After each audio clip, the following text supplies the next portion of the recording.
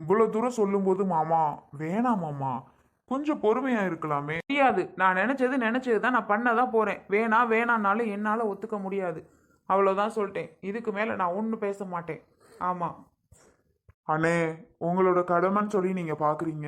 எனக்கு புரியுதுண்ணே, உங்களோட பாசம் தெரியுது. நீங்க எனக்கு ஒரு இதை பண்ணி வச்சுட்டா உங்களுக்கு நிம்மதியா இருக்குன்னு உங்களுக்கு தோணுது. எல்லாமே ஓகே தானே. பட் நான் என்னோட சைடு நான் என்ன சொல்றேன், ஏன்னு இதை ஏத்துக்க மாட்டேங்கிறீங்க? என்னங்க என்ன சத்தம்? ஏன் பிள்ளை அழுவுறான்? சரதி என்னப்பா? அட வேண்டான்னா விடுங்களேங்க. வேணான்னு சொல்றான்ல, அப்புறம் என்னதான் பண்ண சொல்றீங்க? அக்கா, மாமாவை கொஞ்சம் கூட்டிட்டு போங்க. வாங்க, மாப்பிள்ளை இப்போ கூட்டி போக சொல்லுதுல்ல, அர்ஜுன் தம்பி பேசிக்கிடும், நீங்க வாங்க. என்னவா இருந்தாலும் ஒன்று என்கிட்ட சொல்லணும், அதையும் சொல்ல மாட்றான். அப்புறம் மென்னி மென்னி மென்னி முழுங்கிட்டு இருக்கான். என்னன்னே எனக்கே புரியல செல்வி. என்னன்னு எனக்கு தெரில செல்வி. என்னதான் நினப்புல இருக்கான்னு எனக்கு சத்தியமாக தெரியல.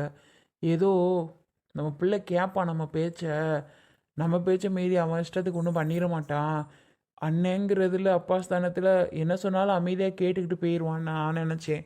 ஆனால் அவன் என் பேச்சை கேட்க மாட்டான் போல. அவன் நம்மள அண்ணன்னு உரிமையாக நினைக்கலன்னு நினைக்கிறேன். அண்ணே, ஏன் இப்படி ஏன் இப்படி நீங்க இப்படி சொல்றீங்க? எப்படின்னு இப்படி சொல்லலாம் நீங்க? நான் நினைக்கிறேன்னு உங்களுக்கு எப்படின்னு தெரியும்? என் அப்பா அம்மாவுக்கு அப்புறம் நீங்க தானே எனக்கு அப்பா அம்மா. எப்படின்னு நீங்க இப்படி சொல்லலாம்? ஏனே, நீங்க என்ன சொன்னாலும் நான் கேட்பேனே, தெரியுமா? இந்த விஷயத்துல எனக்கு கொஞ்சம் டைம் கொடுங்கன்னு தான் நான் உங்ககிட்ட சொல்லிட்டு இருக்கேன். சரத்து, டைம் கொடுங்கன்னா என்ன ரீசன்னு கொஞ்சம் சொல்லு. அதுவும் சொல்ல மாட்டேற. கேட்டால் தங்கச்சியை சொல்லிட்டு இருக்க. தங்கச்சியை பற்றி நீ கவலையே படாதன்னு நான் சொல்கிறேன். உனக்கு பண்ணி வச்ச மாதிரி அந்த பிள்ளைக்கு ஒரு வாழ்க்கையை அண்ணன் அமைச்சு தர மாட்டேனா? அப்படியே விட்டுருவோமா எல்லாரும்? சொல்லு, நான் அமைச்சு தர மாட்டேனா பொம்பளை பிள்ளைக்கு நல்ல வாழ்க்கை? சொல்லு சரத்து. அப்புறம் என்னமோ நான் அப்படியே விட்டுற போகிற மாதிரி நீ தான் உன் தங்கச்சியை காப்பாற்றுற மாதிரி பேசுகிற. மாமா போங்க மாமாக்கா, மாமா கூட்டிட்டு போங்க. மாமா நீங்க போங்க, அழுதுகிட்டே இருக்கான் பாருங்க, போங்க. என்னமோ பண்ணு, நான் என்னத்த சொல்கிறதுன்னு எனக்கு தெரியல. என்னமோ பண்ணு. நீங்க வாங்க, வாங்கண்ணா. உட்காருங்க மாப்பிள்ள. இருக்கட்டும். என்ன மச்சான், அண்ணே புரிஞ்சுக்கவே மாட்றாரு. அவரு கத்துறது நியாயம்தான். இவன் அப்படி பண்றானே, இவனுக்கு நம்ம அப்படி பண்ணணும்னு நினைக்கிறோம். இவன் இப்படி புரியாம பேசுறானே, இப்படி புரிஞ்சுக்க மாட்றானே அப்படின்னு அண்ணன் நினைக்கிறாரு. எல்லாம் ஓகே, நான் இல்லைன்னு சொல்ல மாட்டேன். ஆனா மச்சான், உங்க லைஃப்ல ஏதோ நடந்திருக்கு. பட் அது மட்டும் எனக்கு கன்ஃபார்ம் தெரியுது. ஆனா என்ன ஏதுன்னு எனக்கு தெரியல. என்ன நடந்துச்சுன்னு கொஞ்சம் டீட்டெயில்டா சொல்றீங்களா? என்னாச்சு மாமா? ஏன் சரத் சித்தப்பா அழுகுது? ஒன்றும் இல்லை சத்யா. சத்யா, ஏதோ மச்சான் மனசுல நினைச்சிட்டே இருக்காரு சத்யா. உன் அப்பா என்னடானா கல்யாணம் பண்ணி வைக்கணும் ஒத்த கால்ல நிக்கிறாரு. மச்சான் 2 கால்ல அதெல்லாம் முடியவே முடியாதுன்னு நிக்கிறாரு. என்ன சொல்றதுன்னு எனக்கே தெரில. அதான் மச்சான்ட்ட கேட்டுட்டு இருக்கேன், என்னதான் ரீசன், உங்க லைஃப்ல என்னதான் நடந்துச்சுன்னு. என்ன மாமா நீங்க? சித்தப்பா லைஃப்ல நடந்த விஷயம் உங்களுக்கு தெரியாதா?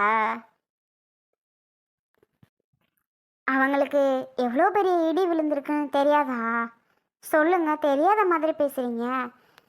அவங்களுக்கு அந்த லைஃபே திருப்பி போட்டு வச்சிருக்கு. அது எனக்கு தெரியும் சத்யா, நீயே சொல்லியிருக்க, மாமா சொல்லியிருக்காரு.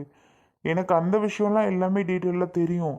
வேற ஏதோ நடந்திருக்கு. பட் அதுதான் சொல்ல மாட்டாப்ல. சொன்னாப்புல கூட பேச்சு வாக்கில் எனக்கு தெரியாத பக்கங்கள்லாம் நிறைய இருக்கு, தெரியாத பக்கங்கள்லாம் நிறைய இருக்குன்னு சொல்றாப்ல. அதுதான் நான் என்னன்னு இப்போ கேட்டுட்டு இருக்கேன். லைஃப்ல நடந்த விஷயத்துக்கும் தான் அண்ணன் கல்யாணம் பண்ண சொல்றது சரி பண்ணிக்கலாம் அப்படிங்கிறதுக்கு மைண்ட் செட் இவருக்கு வர மாட்டேங்குது. அப்போ அது ரிலேட்டடா என்ன நடந்துச்சு? ஏன் சித்தப்பா? கஸ்தூரி பத்தியா? கஸ்தூரியா? அது யார் சத்யா? கஸ்தூரி அது ஒரு பொண்ணு. அந்த பொண்ணை பற்றி தான் சித்தப்பா நினச்சிட்டு இருக்காரோ? பட் சித்தப்பாக்கும் அந்த பொண்ணுக்கும் அப்படி இப்படின்னு நான் கேள்விப்பட்டிருக்கேன் ஸ்கூல்லலாம். ஆனால் சித்தப்பாட்ட கேட்டது கிடையாது. ஆனால் அப்படி இப்படின்னு எனக்கும் நல்லாவே தெரியும். ஆனால் அந்த பொண்ணு சத்யா, கரெக்டா சொன்ன சத்யா. கஸ்தூரி பத்தி தான். ஏன் சித்தப்பா? அந்த பொண்ணு இப்போ உயிரோடு இல்லை தானே? கரெக்டா? கரெக்டு தானே சித்தப்பா? அந்த பொண்ணு இப்போ உயிரோட இல்லை தானே? ம் ஆமாம் சத்யா. ஓ, ஸ்கூலில் வா மச்சான். ஸ்கூலில் உங்களுக்கு மட்டும் இல்லை, எனக்கு, நம்ம ஃப்ரெண்ட்ஸுக்கு, ஈவன் சத்யா கூட லவ் வந்திருக்கலாம் இல்லை சத்யா? ஆ, அதான் தெரியுமே, ஊர் உலகத்துக்கே வந்தது. தேடி வேற வந்துச்சு எனக்கு வம்பு. அதான் தெரியாதா? தேடி வந்துச்சா? ஓ, சாரி சத்யா, விக்கி, நான் அதை மறந்துட்டேன் பாரு. அது மாதிரி எல்லாருக்குமே வந்திருக்கும். உங்களுக்கு ஒரு லவ் வந்திருக்கும் போல. ஆனால் அந்த பொண்ணு இறந்துடுச்சா? அதான் எனக்கு ஒரு மாதிரி டிஸ்டர்பாக இருக்கு. ஏன் மச்சான், என்னாச்சு? ஏன் இறந்துச்சு? ரீசன்? ரொம்ப ட்ரூவாக லவ் பண்ணீங்களா? அந்த பொண்ணும் பண்ணுச்சா? மாப்பிள்ள, லவ்னாலும் லவ், அப்பேற்பட்ட லவ். ஸ்கூல் தான், ஆனால் எனக்கு 11th ஸ்டாண்டர்ட்லேயே வந்துருச்சு. அந்த பொண்ணு 10th படித்தா. நான் 11th படித்தேன், அந்த பொண்ணு 10th படித்தா. அது ஒரு பெரிய கதை, சொன்னால் சொல்லிகிட்டே போகலாம். ஆனால் எண்டில் இப்படி முடியும்னு நானே நினைக்கல. முடிஞ்சு. எனக்காக அவள் உசுரே விட்டுட்டா.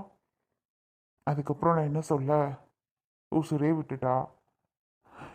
இதுக்கப்புறமா அந்த கதையை நான் சொன்னேன்னா கண்டிப்பாக உங்களுக்கு வெறுத்து போகும். என்னடா இது அப்படின்ட்டு. வேண்டாம், விடுங்க, அந்த ஸ்டோரி வேண்டாம். என் லைஃப் ஸ்டோரி என்னோடய போகட்டும். ஆனால் எனக்காக அவள் உயிரே போயிடுச்சு. அந்த ஒரு காரணத்துக்காக என் லைஃப்பை இப்படியே மூவ் ஆன் பண்ணிட்டு போகலான்ட்டு நான் நினைக்கிறேன்.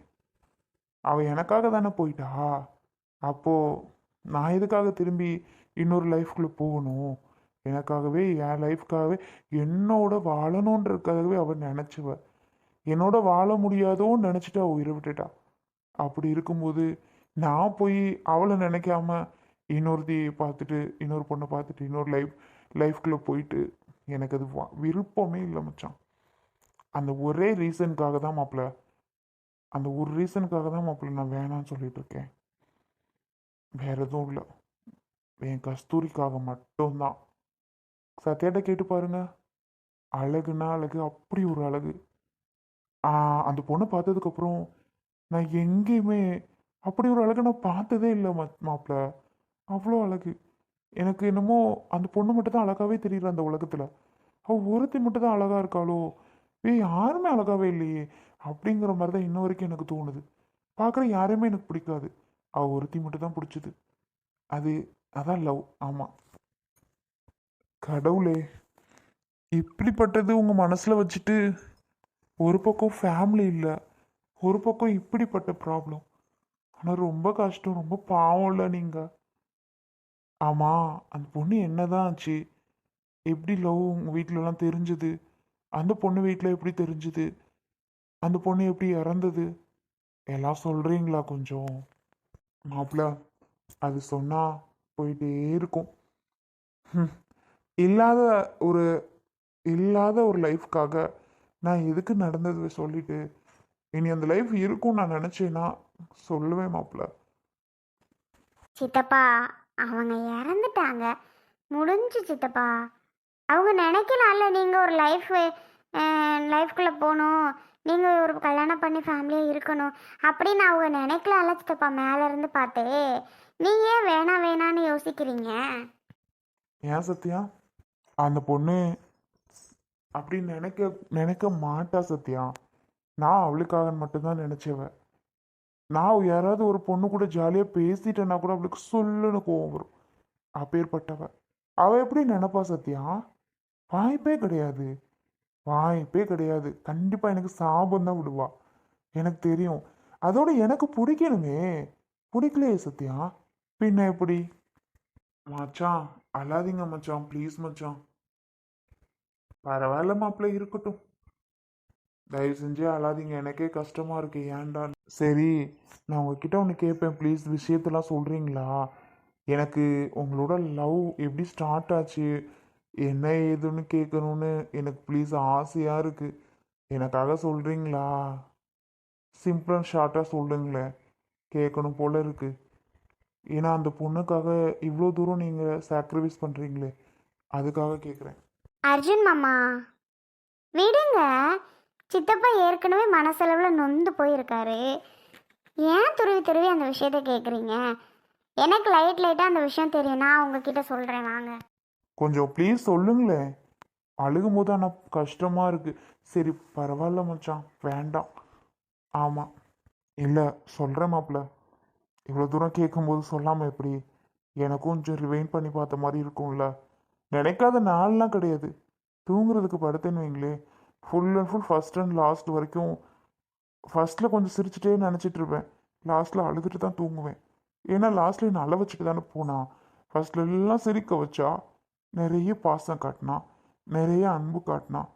ஃபைனலாக நல்ல வாழ்க்கை ஃபுல்லாக அழுடான்னு சொல்லிட்டு அழ வச்சுட்டு போனான். அதனால என்னை அழ வச்சுட்டு போயிட்டான். உங்ககிட்ட சொல்கிறதுல என்ன இருக்குது? இவ்வளோ தூரம் கேட்கும்போது அதை கூட சொல்லலைன்னா என்ன? ப்ளீஸ் மச்சான், பட் அழாமல் சொல்கிறீங்களா? எனக்கு கஷ்டமாக இருக்குது. நீங்கள் அழும்போது நான் அதை கேட்கணுமா அப்படின்ட்டு. அழாமல் ஜாலியாக சொன்னீங்கன்னா ஓகே. சொல்கிறேன் மாப்பிள்ள. என்னோட ஊர் ஊர் தெரியும்ல உங்களுக்கு? தெரியுமா? அந்த லைன் போயிருக்கீங்களா? ஆ, போயிருக்கேன். சத்யா காமிச்சிருக்கான். பட் வீடெல்லாம் தெரியாது. வீடு உள்ளே இருக்கும். என் ஊரா? என் ஊருக்கு அடுத்த ஸ்டாப்பு அவளோட ஊர். அப்படியா மச்சான்? 2 பேரும் பக்கத்து பக்கத்து ஊர் தானா? அப்போ ஃபேமிலி, உங்கள் ஃபேமிலி அவங்க ஃபேமிலி எல்லோரும் தெரிஞ்சவங்க தானே இருக்கும். தெரிஞ்சவங்க தான், பட் அந்த அளவுக்கு க்ளோஸ் கிடையாது. அது எதனாலன்னு போக போக சொல்கிறேன். எதனால க்ளோஸ் கிடையாதுன்னு. பார்த்துருக்கோம், லைட்டாக அப்போ பேசியிருக்கோன்னு வைங்க. பழகுனது கிடையாது, போகிறது வர்றது கிடையாது. அது எதனாலன்னு நெக்ஸ்ட் நான் சொல்கிறேன்.